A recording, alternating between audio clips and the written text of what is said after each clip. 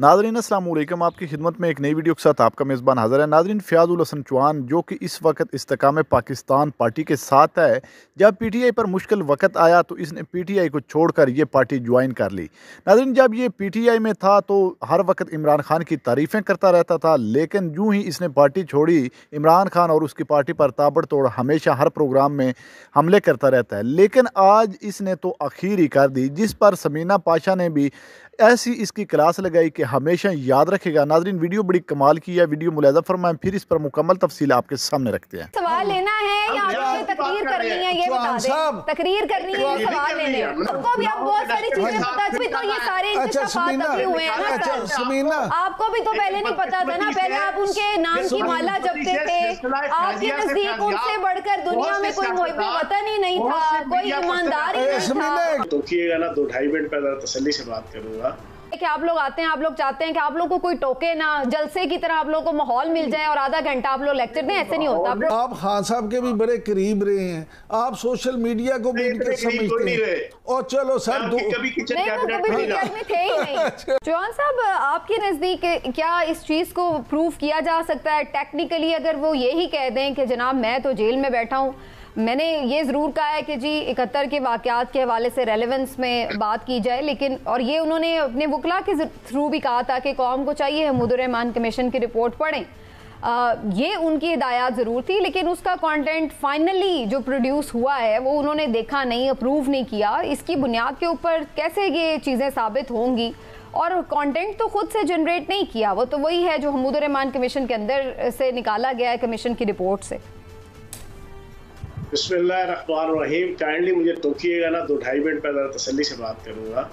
एक तो पेन कागज लेके इमरान याकूब साहब, आप और समीना पाशा साहब, आप एक चीज लिख लें अभी पेन कागज लेके कि बानी तहरीक इंसाफ कुछ दिनों बाद अपने मुंह से एतराफ और ऐलान करेंगे कि मेरा इस ट्वीट के साथ कोई ताल्लुक नहीं है, मेरी मर्जी के साथ जनाब अपलोड नहीं हुआ।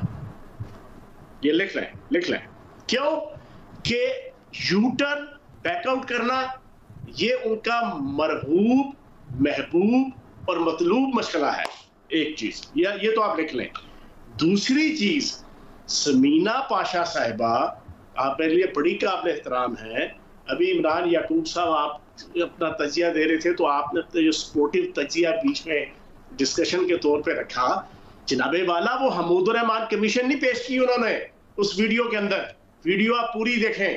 तीसरी चीज, जनाबे वाला ये महमूद रहमान कमीशन 2015 में किधर था, 2016 में किधर था, 2017 में किधर था, 2018 में किधर था, और फिर 2019, 20, 21 में किधर था कि जब आप बानी तहरीक इंसाफ पूरी पाकिस्तानी कौम को अपने इंटरव्यूज के जरिए से दर्श देते थे, उस वक्त महमूद रहमान कमीशन किधर था? और जब अब आपकी चोरी, आपकी करप्शन, आपकी बदयांती, आपकी नाअहली और बाहर बैठे आपके हैंडलर, उनकी वजह से जब आप फंस गए, और फिर आप अब कहते हैं कि जनाब कहते हैं ना कि ना निगल पा रहे हैं और ना हजम कर पा रहे हैं। आपके सामने मैं बड़ा क्लियर रख दूं, जबरान इलियास एक अमेरिकी खुफिया एजेंसी का मुलाजिम है, उसके साथ कई प्रोजेक्ट्स के अंदर जनाब उनके साथ मुलाजमत करता है, और अमेरिकन नेशनैलिटी होल्डर है जो इनका सोशल मीडिया हेड है, और एक इंतहाई मशकूक मजहबी ग्रोह से उसका ताल्लुक है।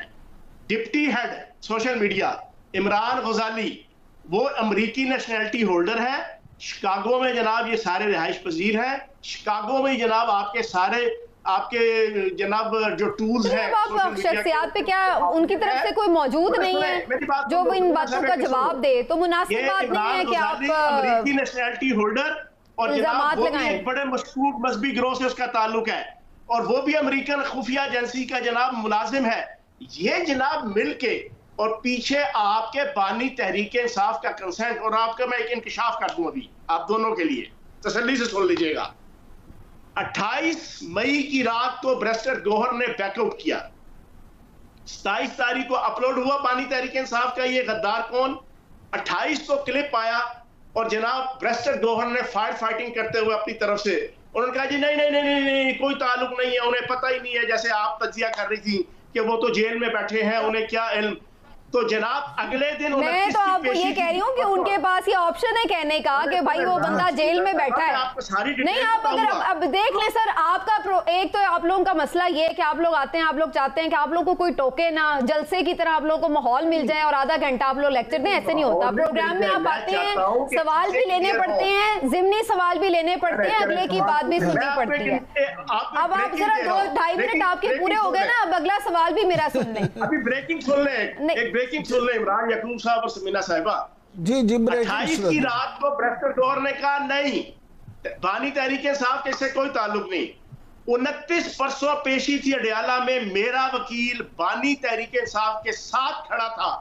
वहां पे खड़े होके अपने 10-12 वकीलों के साथ बातें करते हुए लाउडली, ब्लंटली, ओपनली, शाउटली बानी तहरीक इंसाफ ब्रेस्टर गौहर को गालियां दे रहे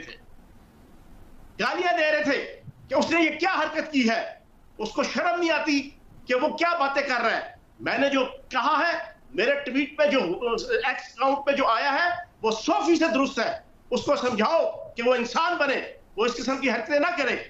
ये जनाब मैं ऑन ओथ, मेरा वकील, ये कोई ब्रेकिंग न्यूज नहीं है। ये बहुत सारे रिपोर्टर दे चुके हैं खबर के बैरिस्टर गौहर से उन्होंने नाराजगी का इजहार किया है और उन्होंने कहा है कि आप वजाहतें क्यों दे रहे हैं, या आपकी इतनी कोई खास बड़ा ब्रेकिंग न्यूज नहीं है। चौहान साहब ये बहुत से रिपोर्टर दे चुके हैं, लेकिन मैं इस वक्त जी, लेकिन मैं सिर्फ ये बता दूं, जो आप ये बात कर रहे हैं कि जी मैंने अपना तजिया तो अभी दिया ही कोई नहीं, मैं तो सिर्फ मुख्तलिफ एंगल से सवाल कर रही हूँ। एक चीज और दूसरी बात ये सर सुन लेना, मैंने आपको सुना गौर से, अब जरा मेरी बात भी सुन लें, आप मेरी भी जरा सुन लें। चौहान साहब अब आज तो सुने ना, आज तो सवाल सुने। बात ये मेरी सुनेंगे क्यों नहीं सुनेंगे? आपको भी जैसे अब इंकशाफ हुए हैं ना, ये चौहान साहब सुने तो सही कि ये सारे तो गैर मुल्की एजेंट भी थे, ये तो इनके मसलक भी गलत थे और ये जनाब फंडिंग भी लेते हैं और इमरान खान इतना बुरा शख्स है, बददियानत। आपको भी तो अभी 10 महीने पहले पता चला है, तो हो सकता है इमरान खान साहब को भी अभी पता चला हो कि मुसलमान कमीशन रिपोर्ट भी मौजूद है। तो ये बातें आप छोड़ दें, अब जरा इस बात पे आ जाएं कि पॉलिटिकली सियासी मंजरनामे पर हो क्या रहा है। लश्कर से निकले भी है ना, हो जाता है ना इंसान को वक्त के साथ चीजें पता चलती हैं। चौहान साहब आपको भी अब बहुत सारी चीजें पता चली, तो ये सारे इंतशाफात अभी हुए हैं ना समीना, आपको भी तो पहले नहीं पता था ना, पहले आप उनके नाम की माला जपते थे, आपके नजदीक उनसे बढ़कर दुनिया में कोई मुहिब वतन ही नहीं था, कोई ईमानदार ही नहीं था। अच्छा चौहान साहब फैजिया से फैजियाब बहुत से एंकर जो तजिया निकाल रहे हैं। अच्छा मुझे बताएं चौहान साहब वो चौहान आज तक कभी तस्दीक किए बगैर कोई बात नहीं करता। और सर अब बात आज तक कभी अदारों चौहान साहब आपको पर्सनली डिस्कस करने के लिए नहीं बैठे, करंट इशू पे बात करनी है।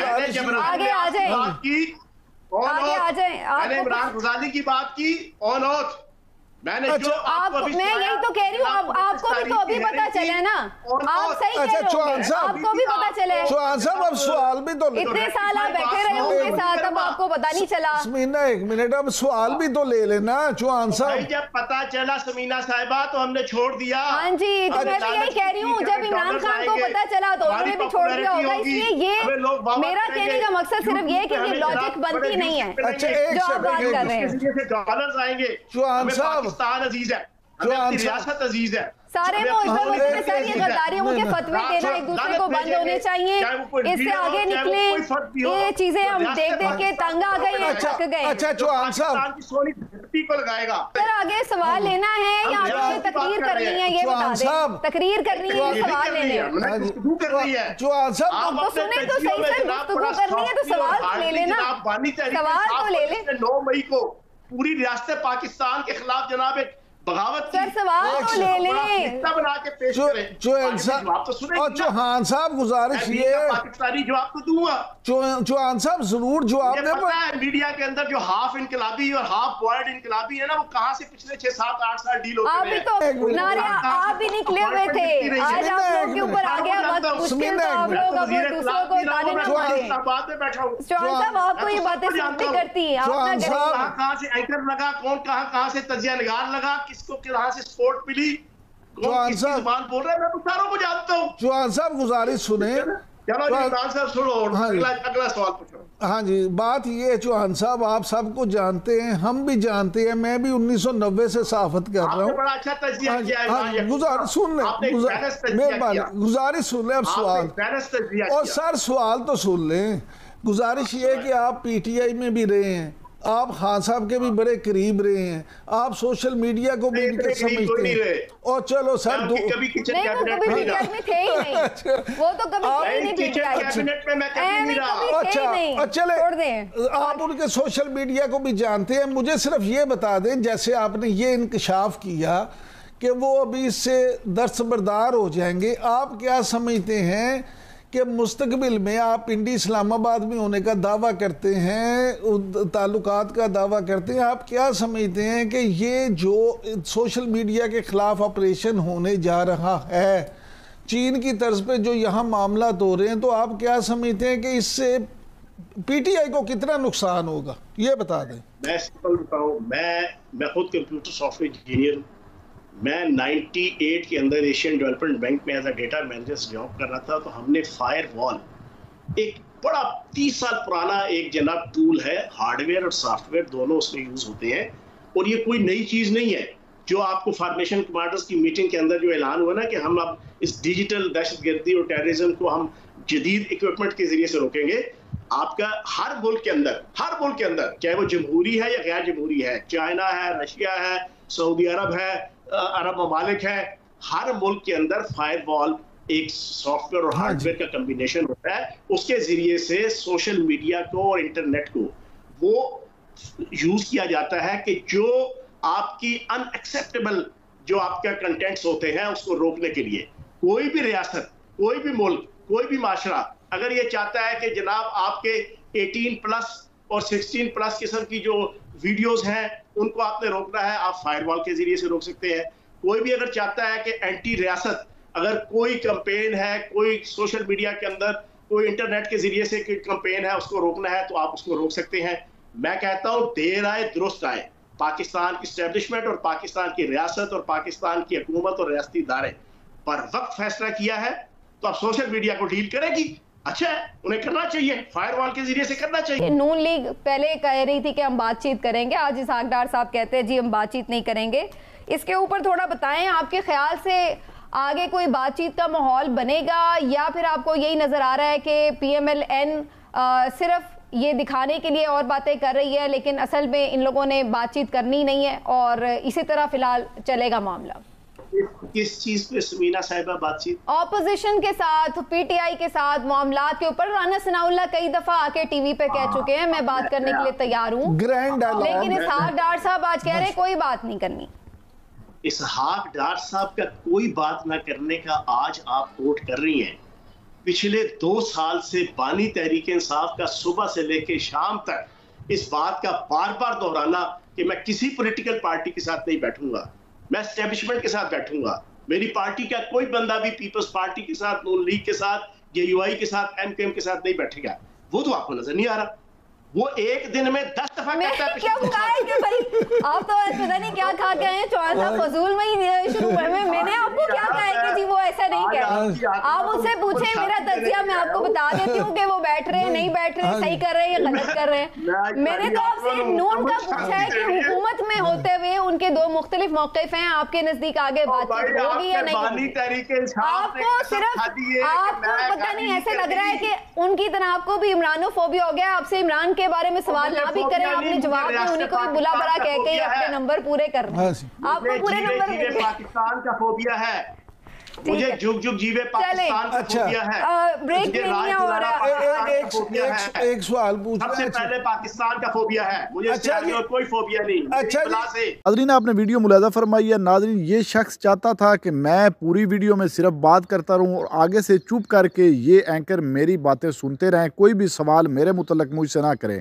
नाज़रीन इन लोगों के पास किसी सवाल का कोई जवाब तो है नहीं। जब हकीकत पर मबनी इनकी ज़ात के मुतल्लिक़ या इनके माजी के मुतल्लिक़ सवाल किए दिया जाता है तो ये आगे से गुस्सा करने या लड़ाई करने पे उतर आते हैं, जिस तरह फ़याज़ुल हसन चौहान ने इस वीडियो में किया है। नाज़रीन, आज इस शख्स को इमरान खान और PTI में सारी बुराइयां नज़र आ रही हैं। जिस तरह कि समीना पाशा ने कहा कि कल तक जब तुम उस पार्टी के साथ थे, इमरान खान का टेन्योर चल रहा था, तो तुम हर वक्त इमरान खान की तारीफ़ों में लगे रहते थे, लेकिन आज सारी बुराइयां तुम्हें नज़र आ रही हैं। नाज़रीन, 9 मई का वाक़या हुआ। 9 मई के वाक़े के बाद इस शख्स ने फ़ौरन प्रेस कॉन्फ्रेंस की और इसने PTI को छोड़ दिया, क्योंकि जिन लोगों ने उस वक्त PTI का साथ नहीं छोड़ा वो बेचारे आज भी उसी सिलसिले और उसी जुल्मों जबर का जो है वो सामना कर रहे हैं। लेकिन ये शख्स फ़ौरन भाग गया और भाग कर इस्तेकाम पाकिस्तान पार्टी में आ गया और आज देख लें बड़के पे बड़के मारे जा रहा है। नाज़रीन, इस तरह के लोग जब मुल्क पाकिस्तान की सियासत करते रहेंगे तो ये मुल्क खाक तरक्की करेगा।